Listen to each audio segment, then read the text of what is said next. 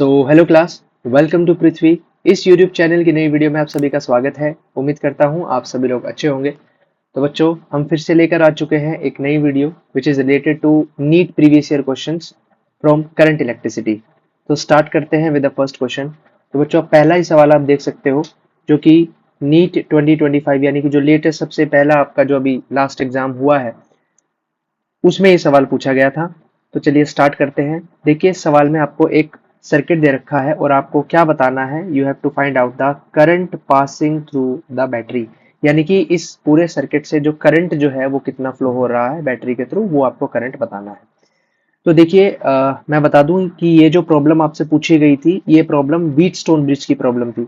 काफी ज्यादा हाइप बना रखी थी लेटेस्ट पेपर के बारे में कि पेपर जो है वो काफी टफ आया था। इतना टफ भी नहीं था, काफी सारे क्वेश्चंस ऐसे थे जो जल्दी किए जा सकते थे, यानी कि जिनकी अप्रोच को फाइंड आउट इजीली किया जा सकता था।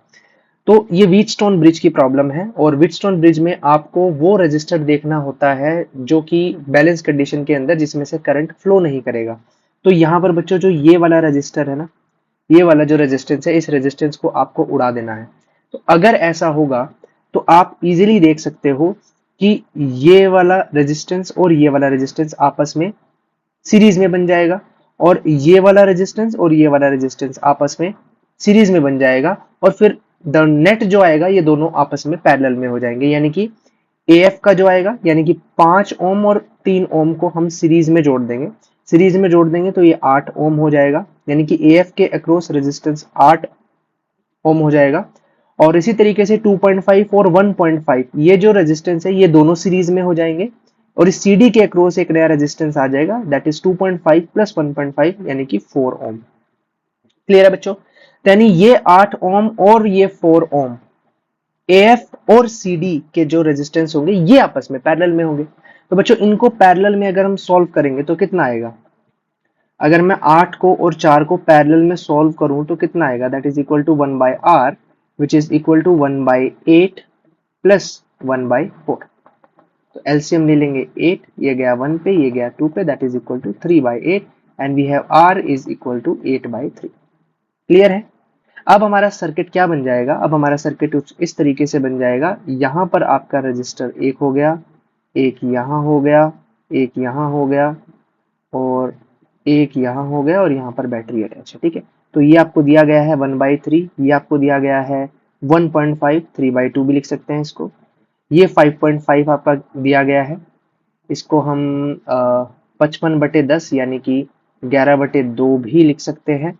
और ये जो हमारा आया है ये आपका 8/3 आया है और वोल्टेज आपको 5 की दी हुई है। तो बस अब तो सवाल हमारा सिंपल हो गया, करंट निकालना है। सीरीज में करंट सेम होता है, तो आप एक बार इन सारे रेजिस्टेंस को सीरीज में सॉल्व कर लीजिए। तो हमारा फाइनल नेट रेजिस्टेंस जो है वो सीरीज में कितना आएगा? That is 8/3 plus 3/2 plus 11/2 plus 1/3। तो सिंपली आप सॉल्व कर लोगे।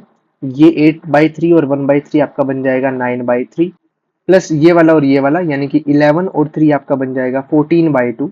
सो ये गया आपका 3 से, ये गया 7 से, तो 7 और 3 10 ओम आपका ओवरऑल इक्विवेलेंट रेजिस्टेंस आ गया। तो आपको पता है from the Ohm's law V equal to IR होता है। तो आप यहां से बच्चों करंट निकाल सकते हो V बाय R। अब V सवाल में दे रखा है 5 और रेजिस्टेंस बच्चों आपका आ गया 10 ओम। सो करंट की वैल्यू आपकी आ गई, ये कट जाएगा 1/2 एम्पेयर और 0.5 ampere is the answer of this question, यानी कि option number B is the right answer. तो बिल्कुल लेटेस्ट क्वेश्चन है, इस तरीके के सवालों को जरूर करके जाइएगा। क्लियर है बच्चों? चलिए अगले सवाल की तरफ बढ़ते हैं। तो देखिए बच्चों, सवाल में क्या दिया गया है? In an electrical circuit the voltage is measured as V, यानी कि आपको वोल्टेज दी हुई है और करंट दिया गया है। मैं यहाँ पे साइड में लिख देता हूँ, आपको वोल्टेज जो है वो दी गई है 200 प्लस माइनस 4 वोल्ट और आपको करंट जो है वो दिया गया है 20 प्लस माइनस 0.2 एम्पेयर। बेसिकली ये जो प्लस माइनस होता है ना, ये बच्चों अनसर्टेनिटी को बताता है कि वैल्यू प्लस माइनस ऊपर नीचे इतनी हो सकती है, तो ये अनसर्टेनिटी होती है। ठीक है, तो आपसे क्या पूछा है? सवाल में पूछा है रेजिस्टेंस बताओ इसी तरीके से। तो पहले जो हम मेन वैल्यू है, मेन वैल्यू को सॉल्व कर लेते हैं। मेन वैल्यू को सॉल्व करेंगे तो आपको पता है कि R जो होता है वो V बाई I के बराबर होता है। तो मेन वैल्यू अगर निकाले तो मेन वैल्यू V की कितनी है, 200 है, और I कितना है, 20 है, तो 0 से 0 10, यानी कि 10 ओम का रेजिस्टेंस तो आपका फिक्स आएगा। अब देखो 10 यहाँ भी दिया है, यहाँ भी दिया है, यहाँ भी और यहाँ भी दिया है, ठीक है। लेकिन अब हमें अनसर्टेनिटी निकालनी है।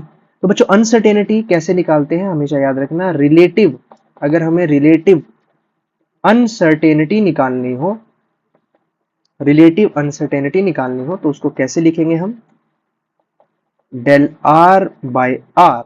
डेल आर का मतलब यही अनसर्टेनिटी, जो ये वाली वैल्यू दी होती है ना, ये यहाँ पे दे रखी है, इनको अनसर्टेनिटी बोलते हैं। So del R by R that is equal to del V by V plus del I by I, ठीक है। इसको बोलते हैं रिलेटिव अनसर्टेनिटी, एरर का एक कंसेप्ट होता है basically.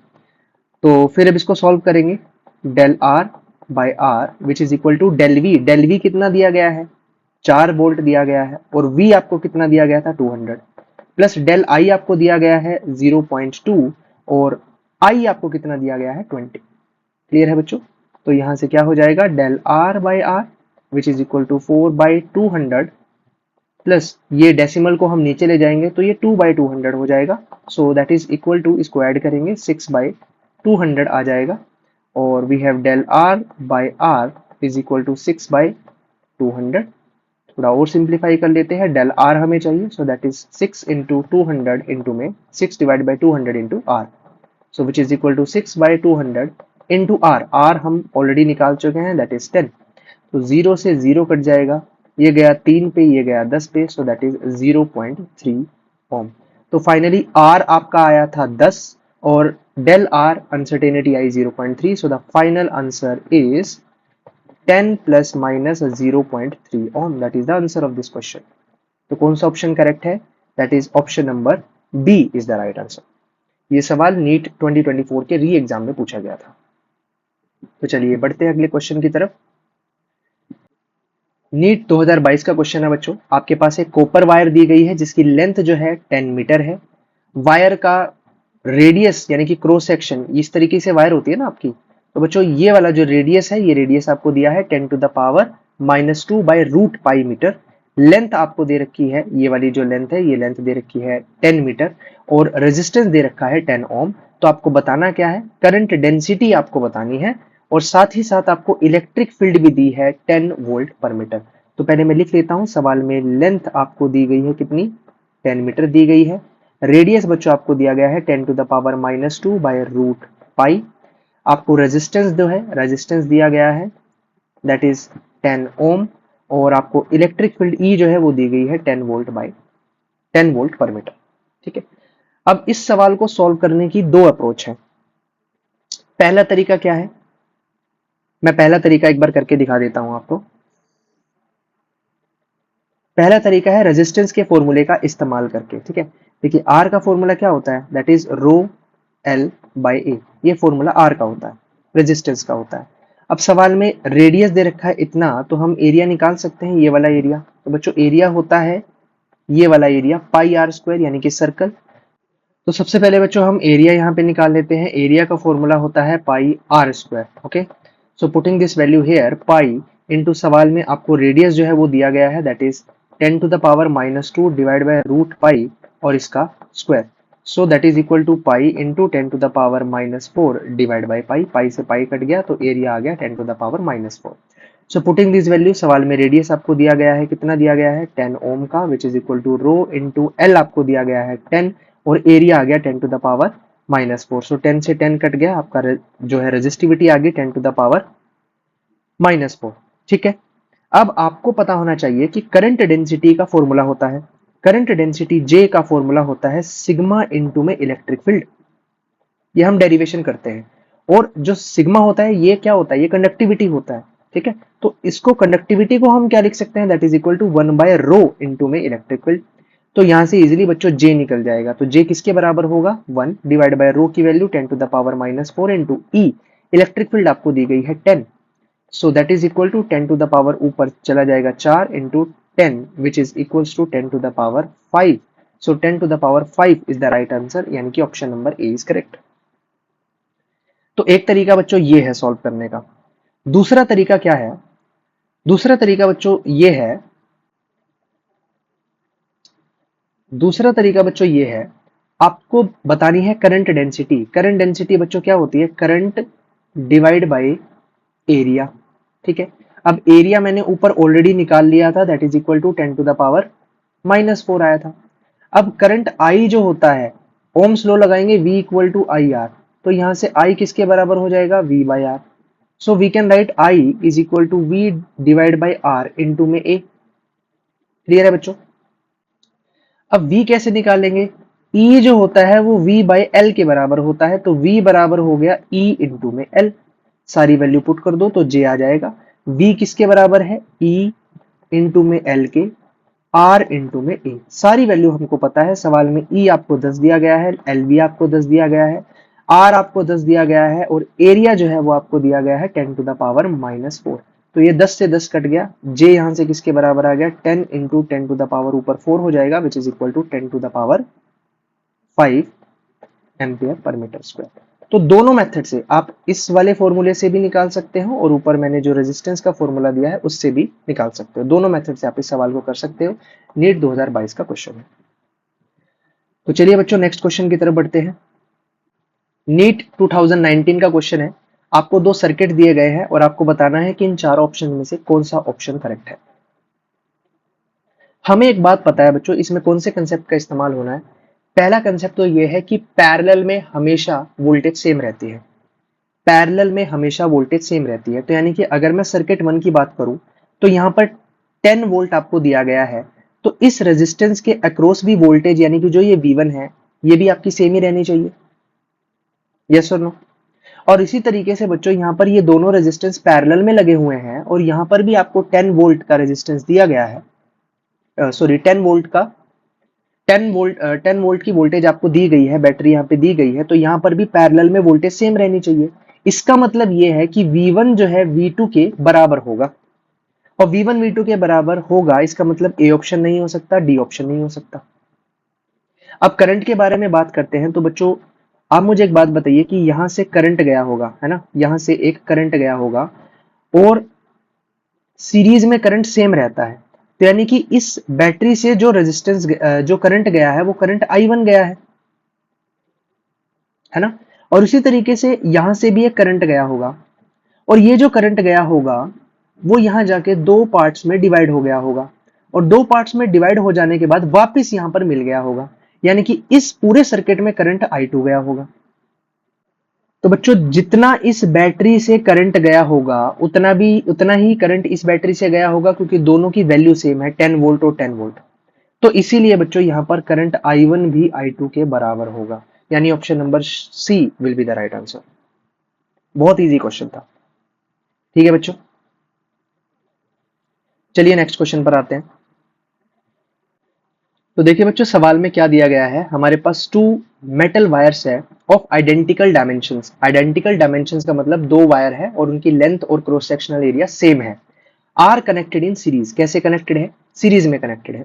If sigma 1 and sigma 2 are the conductivities of the metal wires, then the effective conductivity will be what.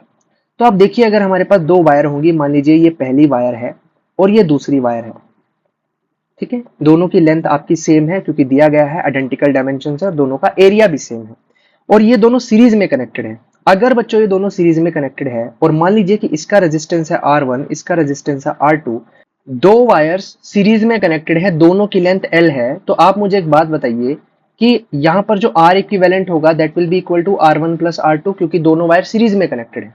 Clear है बच्चों ये बात। अब यहाँ पे R इक्विवेलेंट, R का फॉर्मूला क्या होता है, R का फॉर्मूला होता है रो L बाई A, और बच्चों आप सभी को पता है कि 1 बाय रो जो है वो सिग्मा यानी कंडक्टिविटी के बराबर होता है, तो हम R को ऐसा भी लिख सकते हैं that is equal to L divide by sigma into में A। क्लियर है। तो R इक्विवेलेंट यानी कि पूरे वायर का इक्विवेलेंट रेजिस्टेंस क्या होगा। अब यहाँ पर length L plus L 2L हो गई है, so 2L divide by sigma equivalent into में A, which is equals to L divide by R1 की जगह हम क्या लिखेंगे, L divide by sigma 1 into में A plus L divide by sigma 2 into में A। बच्चों आप इसको सॉल्व कर लोगे, L से A सभी से कट जाएगा, अपने पास क्या आएगा 2 divide by sigma equivalent which is equal to 1 by sigma 1 plus 1 by sigma 2। तो इसको आप सॉल्व कर लेंगे। 2 divide by sigma equivalent which is equals to sigma 1 sigma 2, ऊपर आ गया सिग्मा 1 प्लस सिग्मा 2। तो यहां से क्रॉस मल्टीप्लीकेशन कर देंगे और आपके पास सिग्मा इक्विवेलेंट की वैल्यू कितनी आ जाएगी, 2 sigma 1 sigma 2 divide by sigma 1 plus sigma 2। That is the answer of this question. यानी कौन सा ऑप्शन आपका करेक्ट है, option number B is the right answer. 2015 का जो नीट का एग्जाम हुआ था उसके री एग्जाम में आपसे पूछा गया था। तो बच्चों ये कुछ मजेदार क्वेश्चंस है जो आपको जल्दी से जल्दी जो है कवर करने हैं। क्यों? क्योंकि नीट का एग्जाम स्पीड का गेम है, आपको कम समय में ज्यादा से ज्यादा सवाल करने हैं। ठीक है, तो इस तरीके से आप प्रैक्टिस करते रहिए। मिलते हैं नेक्स्ट वीडियो में। Thank you.